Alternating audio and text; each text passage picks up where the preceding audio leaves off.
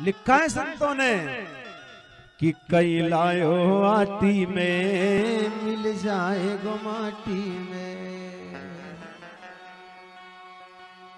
या कुछ नहीं है तेरा क्यों करता है मेरा मेरा, ये मेरा वो मेरा, ये कर लूं वो कर लूं, कब तक?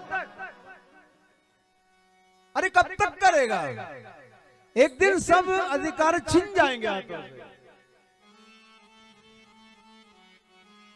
या कुछ नहीं है तेरा क्यों करता है मेरा मेरा, हर एक दिन होगा तेरा भाई मरघट में डेरा।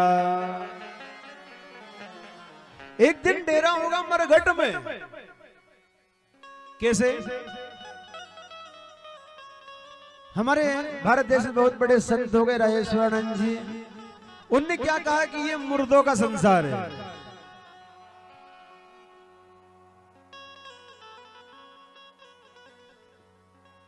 ये किसका संसार है? मुर्दों का। पूछा क्यों?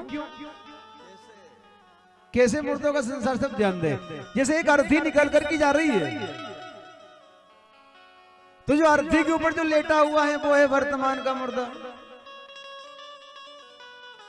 और जो चार कंधे लेकर के जा रहे वो आने वाले भविष्य के मुर्दे हैं, और जो शमशान घाट में जो पहले के जो मुर्दे हैं वो भूतकाल के मुर्दे। यानी ये संसार किसका है? क्योंकि संसार में यहाँ जो आया है वो मरने वाला है, जो यहाँ पर जन्म लेता है उसको मिटना पड़ता है। आपने देखा हो कहीं पर लिखा होता है यहाँ से फूल तोड़ना मना है, यहाँ गाड़ी खड़ी करना मना है, यहाँ हंसना मना है, यहाँ बैठना मना है, यहाँ पत्ती खेलना मना है, यहाँ पर गाड़ी खड़ी करना मना है। परंतु आपने कहीं पर ऐसा लिखा हुआ देखा कि यहाँ मरना मना है? वो कहीं भी मर सकते हैं। देखा आपने कहीं पर ऐसा लिखा हुआ? नहीं, क्योंकि इंसान कहीं भी किसी भी समय इंसान के शरीर से ये प्राण पंखेरु उड़ सकते हैं। सब जगह छूट है इसके लिए। आया है सो जाएगा राजा रंग की फकीर, कोई सिंहासन चढ़ चले और कोई बंधे जंजीर।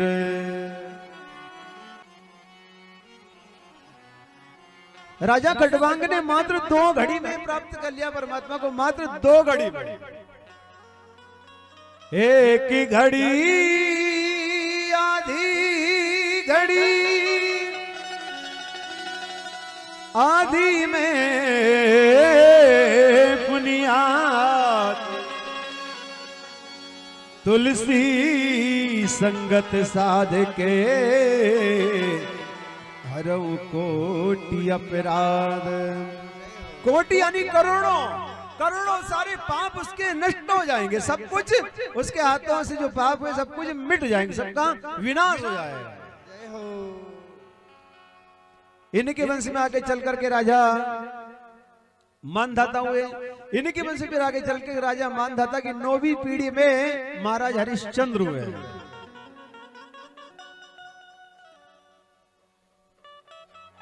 महाराज हरिश्चंद्र ऐसे भगवान के परम भक्त हैं महाराज हरिश्चंद्र की, जो महाराज हरिश्चंद्र ने इतना दान किया, इतना पुण्य किया कि स्वर्ग के राजा इंद्र को भी डर लगने लगता है राजा हरिश्चंद्र से। ध्यान रखें, आज भी जब भी कोई भक्त जब ज्यादा दान पुण्य करता है, भजन करता है, जब कथा सुनता है, तो उससे नीचे वाले लोग नहीं, स्वर्ग के राजा इंद्र को भी डर लगता है भगवान के भजन करने वाले से, स्वर्ग के राजा को भी। सत्य कभी भी नहीं छोड़ना चाहिए, हर इंसान को ध्यान रखे, कभी भी सत्य नहीं छोड़े।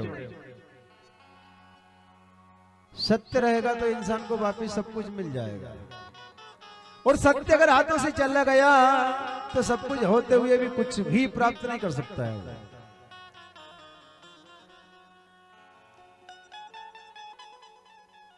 विश्वामित्र मुनि को सब कुछ दान में दे दिया महाराज हरिश्चंद्र ने, पास में कुछ भी नहीं बचा, 60 भार सोना देना है, कहां से ला करके दे? अपने आप को बेच दिया, काशीपुरी में ले जाकर के अपने आप को बेच दिया। कितना दुख सहना पड़ा, कितना कष्ट सहना पड़ा राजा को। पुत्र की लाश आंखों के सामने रखी हुई है। तारा रानी भीख मांगने के लिए जा रही, किसके लिए? कफन के लिए।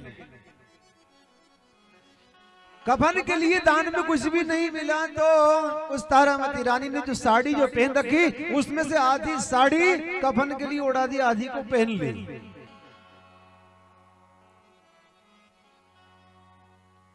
भीख मांग रही किसके लिए?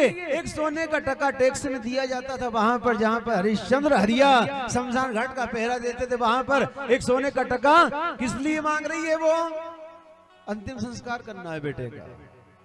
कुछ भी नहीं मिला। वहां के लोगों ने तारा रानी को पिशाच ने बदला दिया और ये हरिश्चंद्र से हरिया कह रहा है जाओ इसका वध करो, पिशाचनी को मारो। तारा रानी कह रही है, हाथ धूज रहे हैं राजा के, राजा हरिश्चंद्र के हाथ कांप रहे हैं। तारा रानी कह रही है, महाराज सत्य को मत छोड़ना, सत्य चला गया तो फिर कुछ वापिस मिलने वाला नहीं। महाराज आप पार करो। साथ दे रही है, वो हौसला बढ़ा रही, कह रही है सत्य मत छोड़े साहिबा और सत्य छोड़े पत जाए, सत्य की बांधी लक्ष्मी और मिलेगी आए, और मिलेगी आए। सबसे बड़ा गहना है सत्य। जिसके पास सत्य है उसके पास सब कुछ है, और जिसके पास सत्यता नहीं उसके पास कुछ भी नहीं है। बंधुओं, सत्य को सदैव अपने मन में विराजमान करके रखे, सत्य का पालन करते रहे राजा। और सत्य को जब नहीं छोड़ा, जो ही मारने के लिए तलवार का प्रहार करना चाहते हैं, तो स्वयं भगवान भोले बाबा आए और आकर के महाराज हरिश्चंद्र का हाथ पकड़ लिया है। सारे देवता आकाश से फूलों की वर्षा करने लगते हैं। सब कुछ वापस पहले के समान हो गया। पुत्र को जीवन दान भी दे दिया भगवान ने, पहले के समान राज्य भी मिल गया।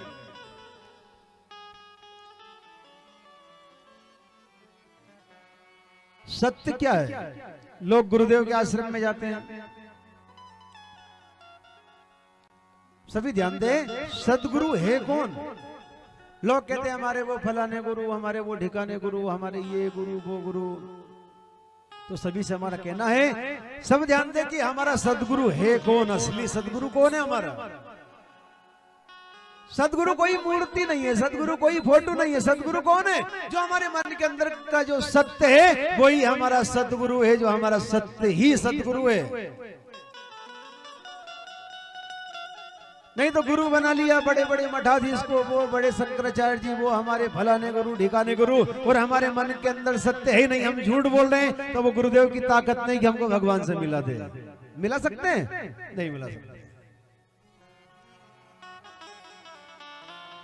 गुरु के आश्रम में जब गए, गुरुदेव ने कहा बेटा कोई फल छोड़ो। किसी ने लहसुन छोड़ दी, किसी ने प्याज छोड़ दिए, किसी ने अंगूर सेव फल छोड़ दिए। लेकिन ध्यान रहे, ये अंगूर सेव फल लहसुन प्याज छोड़ने से कुछ भी नहीं होगा बाबरे। अगर छोड़ना है तो अपने अंदर की बुराई छोड़ दो, तो स्वयं भगवान तुम्हारे घर आ जाएंगे चल करके। सतगुरु ढूंढने में चली